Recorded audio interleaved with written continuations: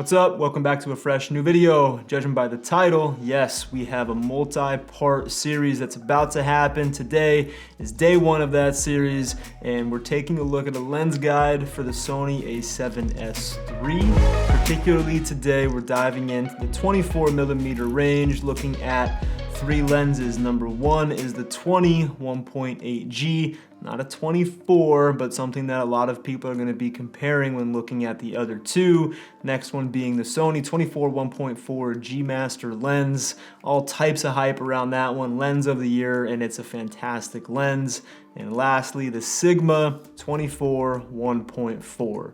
We're looking at these in a real life, real world use example, at least how I'm gonna be using them, and ultimately I'm gonna be making a decision at the end of this video of which one of those four I'm gonna be keeping and why. I will say this is not the most technical review. There's a lot of other very good reviews out there that I'm sure if you're coming across my video because I'm so new, you probably saw some of those more technical ones already. Those are fantastic. People like Gerald Undone, Philip Bloom, Dustin Abbott, they all do a fantastic job of really breaking these things down. I'm gonna look at it a little more elementary and looking at it simply how I'm gonna be using it and why I'm making the decision that I'm making. And to make that final decision, I need to look at a few categories and find out which lens ultimately is gonna serve me best on this A7S III. So we're looking at build, cost, image quality, and autofocus. And before we get into it, I do need to tell you two things. The first one is that Sony, I have like 4.5 subscribers. So shockingly, Sony and Sigma are not paying me to say any of this. The second thing is that this is my first time using the Atomos Ninja 5. I bought it specifically to do better lens reviews so that you can see what the camera sees in regards to all the autofocus settings and how it's actually responding to the lens that's on the camera through autofocus. So I'm looking forward to showing you that. And the mistake that I made is that I kept my picture profile in S-Log3. So the screen share that we're gonna be seeing when we're looking at the test footage is an S-Log3. And I could put a color grade over top of it, but it's kind of weird to color grade the text and everything, so that's gonna mess that up. So we're looking at that in log format today. Sorry about that. I'll get better on the next one, I promise, but we can enjoy this shot with that nice color grade applied to it, and tips back at that, how to color grade and expose S-Log3 video that I did, which is my best performing video so far. I'm really thankful for that. So thanks everybody who checked that out. Hope it helped. All right, let's jump into it. Autofocus is the first thing we're taking a look at, and the setup for this was fairly simple. We have two shots. We have a talking head style shot just like this, and we also have more of a tracking shot. The tracking shot that I did, I had high highlights in the background and deep shadows in the foreground, and walked from highlights into shadows, and walking toward the camera in that much dynamic range is gonna really challenge the autofocus in those conditions. What I wanna see is I wanna see a lens that can keep up with that in a way that I can trust. I also want to see how natural the transitions look when it's picking up a new focal point, and what does the edge of the frame do, and overall how does the lens do with sticking on the subject once it finds it. The autofocus settings that we're using in the camera for this first autofocus test, we're going right in the center. Medium subject shift sensitivity and medium autofocus transition speed. So right in the middle, talking head will change that up a little bit. The order, we're gonna go 24 1.4 G Master, 24 1.4 by Sigma, the art lens, and then we're going 21.8 G.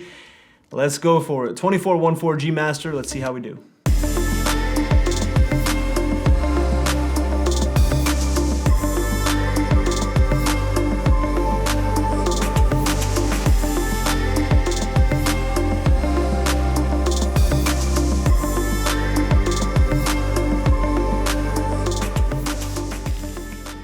Okay, so here's my thoughts on the G Master and how it performed there. What you'll see with the 21.8 is that it's extremely similar in that it is strong. I see it as extremely reliable, it's snappy, and I would add that there's almost sections in that where it's too fast and a little bit too snappy, which the edges of the frame, when the lens is too fast and too responsive, the edges of the frame can kind of pulse and warp a little bit, which I don't love how that happens. And I do think the 24 1.4 is a little bit susceptible to that issue. So I would typically turn the autofocus settings down a little bit to minimize that. but I would say this, I could rely on this as long as I got the settings right in camera for autofocus. I can rely on the 24-1.4. I think that the transition is really smooth and natural. And even though it might be a little bit too fast, I actually do like that a lot for more fast moving things. I shoot a lot of things in fitness, so it's not a bad thing to have a lens that can keep up as long as once it finds a subject, it sticks to it. All right, next up is gonna be the Sigma 24-1.4 Art. Let's see how it does under these exact same conditions.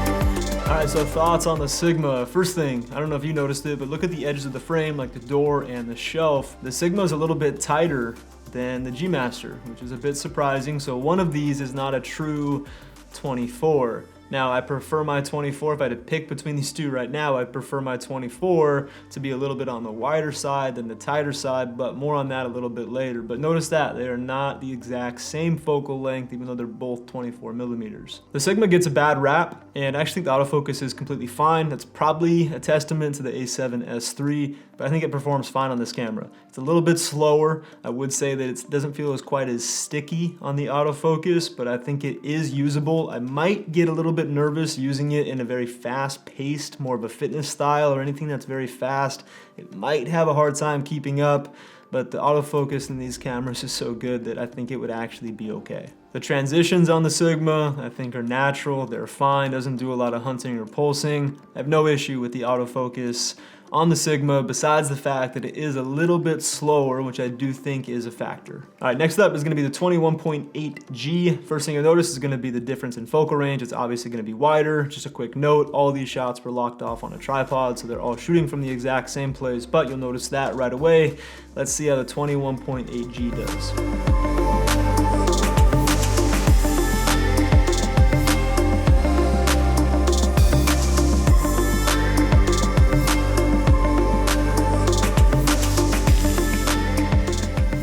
So my thoughts on that is that that was a fantastic performance, very consistent, very reliable. I would trust this all day. It even kept my eye when I went in that side profile, so that was pretty cool as well. Tracking's on point, transitions are smooth. I do think the autofocus and the 21.8G is extremely hard to beat, but I would say the 24-1.4 G Master was up to par, or if not the exact same performance. All right, next autofocus test, let's do something a little bit more easy for all three of these lenses. Let's do this shot right here, this more of an interview, talking head style shot, and see how they do. In fact, I'm using one of these three lenses on this exact shot that you're looking at. Any guesses on what it is? The answer might surprise you, it might not. We'll see. We'll talk about that a little bit later. Now what we want to do in the A7S3 is we're going to pull the autofocus settings down. For that last one, we had them right in the middle. We're going to pull both the shift sensitivity as well as the transition speed. We're dropping those way down for this talking head style shot. I did a video for Matty Hapoya and tweaking some of his settings. I'll link it up there and you can take a look at a little bit more of a deep dive upon why I choose to pull those down. But in short, the camera will do some pulsing on the sides of the frame when you have these too high for this style of shot. I did find a couple years ago when I had a 24-1.4 G Master and got rid of it, I actually thought it was the camera. I had my settings all messed up on the A7 III. There was a ton of pulsing. I was like, this lens sucks. No one's right about it. 100% my fault. Found some tweaks since then, and here we are. But in short, when those are pushed up way too high, you get pulsing just like this that I can show you here. If you take a look at that neon or that shelf, when there's a shift in the focal range, when that subject is moving either back or forth a little bit, you'll see some pulsing, and it's way worse. This shot's at 1.4, is way worse when the camera's at like a f4 or f5.6. You can see it very noticeably. It's no good, but when you pull these down, you'll still get some shifting, but it's a lot more natural looking and gonna be way less distracting. All right, so we got our new setup. We got our new autofocus settings, 24-1.4 G Master. Let's see how it does.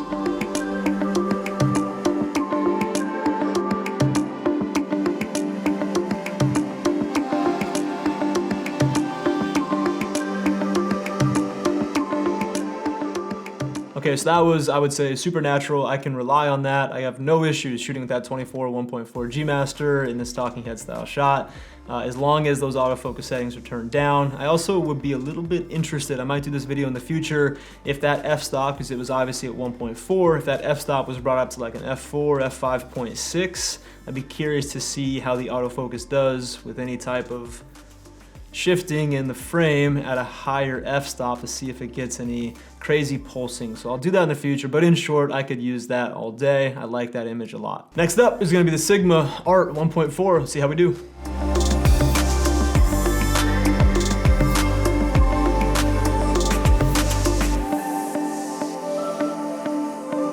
So I think the Sigma is 100% fine in this situation. I could use this, and there's some bad reviews about its autofocus, but if you saw what I saw, I think it was 100% okay for a talking head style shot. Next up, we're going 21.8G.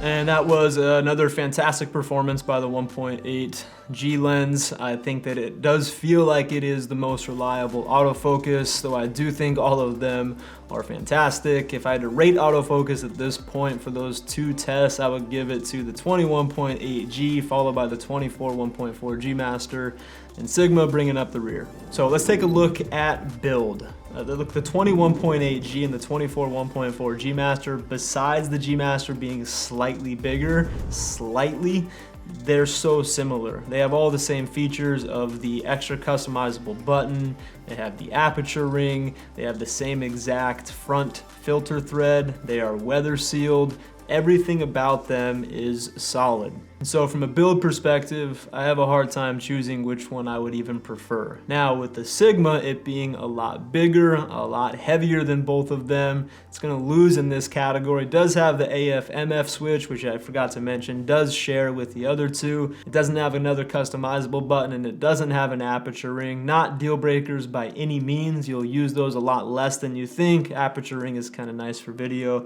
but if I was gonna give a build quality, I would say the 20 and the 24 1.4G Master. Those two win, and the Sigma would have to lose in that case. All right, so let's talk price. Most expensive one's gonna be the G Master. Let's just get that out of the way. And the 21.8G, I think there's actually, let me take a look.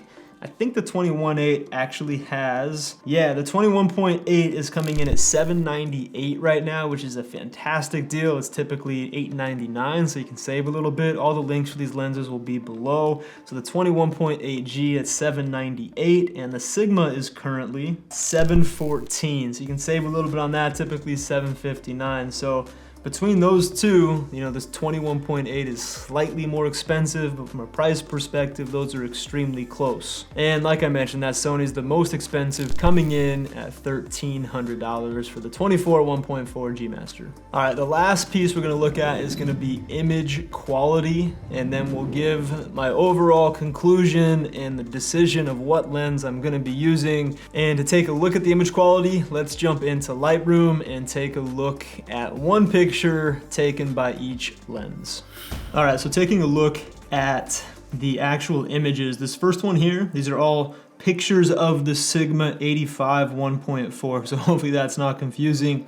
This first one, as we can see right here, was taken with the 21.8G, lens profiles turned off, of course. This next one was taken with the Sigma 24 1.4, and this last one was taken with the 24 1.4G Master. Now these were all handheld shots, but I just wanted to have a little bit less of a scientific look at this, not do too much pixel peeping, and just kind of say which one do I like from an image quality perspective, looking at separation, looking at bokeh. So the 21.8, what I would say is that this is a fantastic image.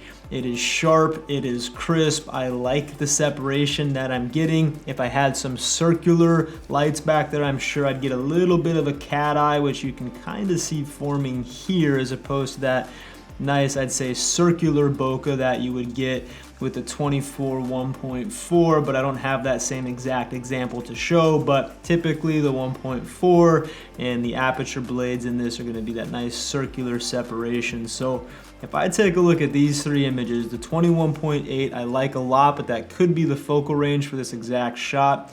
The Sigma, this is the Sigma 24 1.4, I think is fantastic. It is also sharp in the center. I like the separation that I'm getting. This is a completely usable image. I'm a fan of that image. And then the Sony, I would say, is also extremely nice. I do like some of this separation and this nice bokeh that you're getting. It's pretty creamy and really nice, so I'm a fan of that overall. All three of these, all that I did, so there's just the original shot there. All that I did was just my basic presets that I use for all the images that I do. That was the 21.8. Here's the Sigma Art. That's the before and after on that one. So again, pretty simple stuff that I was doing for all of these images. And if you were asking which one is best from an image quality perspective, I would have to lean back on some of the Dustin Abbott stuff or any of the Gerald Undone to say those are the best ones. But I would say that I like all three of these images, and all three of these images I could completely use from a sharpness and a bokeh perspective. All right, let's wrap this thing up, draw some conclusions, and I'm gonna give you my final decision of what lens I'm gonna be keeping for the A7S III for mostly video work. First thing let's do, let's take those two 24mm lenses and make a decision between these two, and then we'll bring in the 20 after that. Now the Sigma first. A lot of smart people say that the image isn't as good as the G Master, and I would agree after watching their information that it's not as sharp, it doesn't have as good edge-to-edge sharpness, and there's some other things with the image that they say is not quite as good. And when you see them compared the way that they do it, I would have to agree that the G Master is a nicer image. But if all I had was a Sigma 1.4, I think the image is completely fine. It's completely usable. It's a really, really nice lens. But when you compare the two, especially looking at their footage and their test images, I would agree that the G Master is gonna win out in the image category. And from a build perspective, I think the Sigma is too big and heavy for its focal range. It doesn't have all the features that the G Master has, and the weather sealing on the G Master I think is gonna be significantly better than the Sigma. So the build, I think, is actually one of the weakest parts of the Sigma. The autofocus on the Sigma, I don't think is nearly as bad as what people are saying, especially on the A7S III, which again, I think might be testament to the A7S III, but I do think that the autofocus is completely usable. Outside of maybe some more fast-paced things, I would trust the autofocus in the Sigma. I'm not gonna be keeping the Sigma. I might keep it if I really wanted the 24mm range. If I really, really wanted that 24mm range, or I really wanted 1.4. And I say that because the 21.8G is a better lens in every single category besides it being slightly more expensive. I think it's absolutely worth the price versus the Sigma 24 1.4.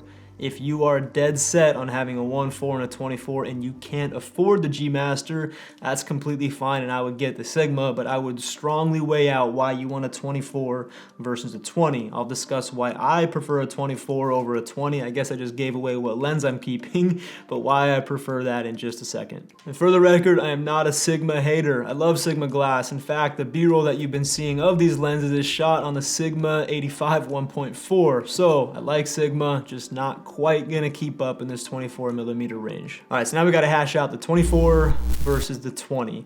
From an autofocus and build perspective, I don't notice a difference. I think that they are both exceptional. From an image quality, the only reason I would lean toward the G Master is simply that 1.4 versus 1.8. Maybe a little more separation off the background, a little more favorable bokeh, but overall, I think the 1.8 is a fantastic image, and I could use either of these lenses and be extremely happy with both. Now, the decision that I'm making is I'm keeping the 24 1.4 G Master, which is probably not that big of a surprise to all of you, but I do want you to know that it was close for all those reasons, and I think the Sigma should surprise a lot of people. But these are the reasons why I'm keeping the 24 1.4 versus these other two. Reasons could be different for you, but here's the main ones for me. When I was shooting with the 16 to 35 G Master, I shot with that lens a lot, still have it, and still shoot with it a lot. I always found myself at 24mm, whether it was for this shot right here There's other random things. I always preferred the way 24 looked, and the majority of my shooting, it also fit the situation very well. So that alone is a good reason why to have a 24 prime, because you get a little more extra sharpness and you can have the 1.4 aperture, which is nice for two reasons for me. The first one is that this background behind me is fairly close. So 1.4 versus 2.8, I get a little more separation off of it, which I prefer. Next thing with that is that I have this A7S3, which has a couple of ISOs that perform better than other ones. So I'd like to have the ability to have even that 1.4 versus 1.8. I'd like to have a little bit of flexibility with aperture so that I can get my ISO exactly where I want it to be. And lastly, and this is a bit of a vanity one, I like the way that this shot looks with 24 versus 20. Less distortion on the face, and just overall I think a more flattering image. Not by much, but enough to make a difference for me. Now, I would get the 21.8G if I didn't have a 16-35 or equivalent zoom that I liked. I have the 16-35 G Master. I think the 24-1.4 fits in there really well as opposed to the 20, because I almost think the 20 is a little bit too wide for the prime. If I had a shot where I needed something that was a lot wider, I would just grab my 16-35, and I probably need 16 millimeters anyways. So if I didn't have that, I'd probably have the 21.8 along with like a 24-70. I think that's a really nice combo. But that's gonna wrap this one up. Up next, I'm gonna do an 85 millimeter lens guide for the A7S3. Yes, I do have the Sigma 85-1.4. I'm gonna shoot this against the Sony 1.8 as well as the Zeiss Batis 85-1.8. I'm really looking forward to seeing how that one goes. But that's gonna do it for me. My name is Sean DeWispelaire. This channel is all about the skills behind the art of creativity, photo, video, editing, all those things. And me being full-time in the fitness industry, it's always gonna have a bit of a fitness feel to it. So if that's something that you're into, hit the subscribe button down below for future videos. If this video was helpful to you, tap the thumbs up button. I appreciate it, and I look forward to seeing you in the next video. Take care. See ya. Scenario. Just say the word scenario. Scenario. Scenario. You can say the word scenario. You just say it. Scenario. Scenario, not Sicario. Keep saying the wrong word. There we go. Okay, this next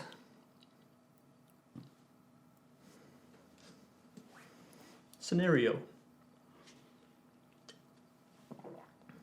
Scenario. All right, this next scenario for that freaking did it.